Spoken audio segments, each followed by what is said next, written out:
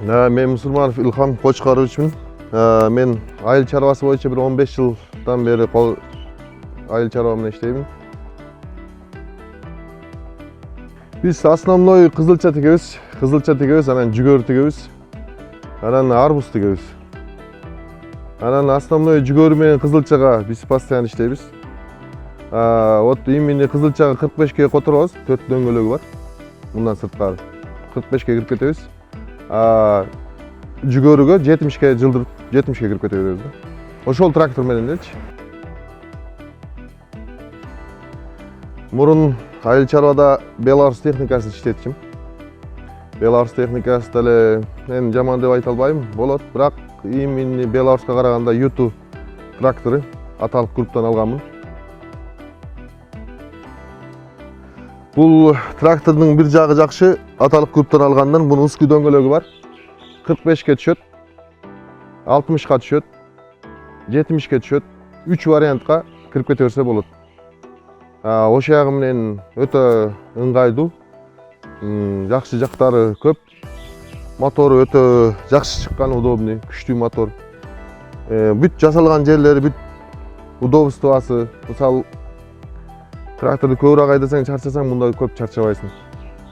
Удобствосы өтө жакшы да.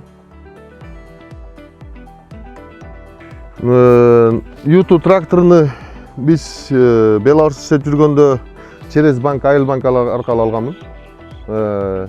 Айыл банк 7 жылга алганмын. Бир жумада алгам. Жакшы. Өкмөт жактан жардам болгон. Аталык групп тоже жардам берген. Вот именно. Баталия болгон, бир жумада болгон. Эми Кудай буйрса мен азыр 904-ны алганмын. 90 ат күчүгө ээ. Кудай буйрса мына бир жуманын ичинде 1204-ны алабыз. Алла мындай оор жумуштарга жакшыраак экен, ошо именно 1204-ны алабыз. 1204 өтө күчтүү трактор. Разымын, абдан разымын. Фермерлерге айтарым, Юту трактор өтө жакшы, ыңгайлуу, аябай сонун.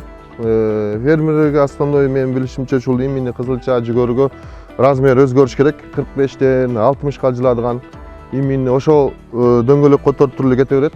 Фермерлерге сунушум именно вот ошонун дөңгөлөк, узкий дөңгөлөгү менен алсаңар, өтө ыңгайлуу, өтө күчтүү. Любой мындай положенияга жылдырбаса болот. Анан мунун мотору кызбайт, эч причинасы жок. Юту фирмасы күчтүү да.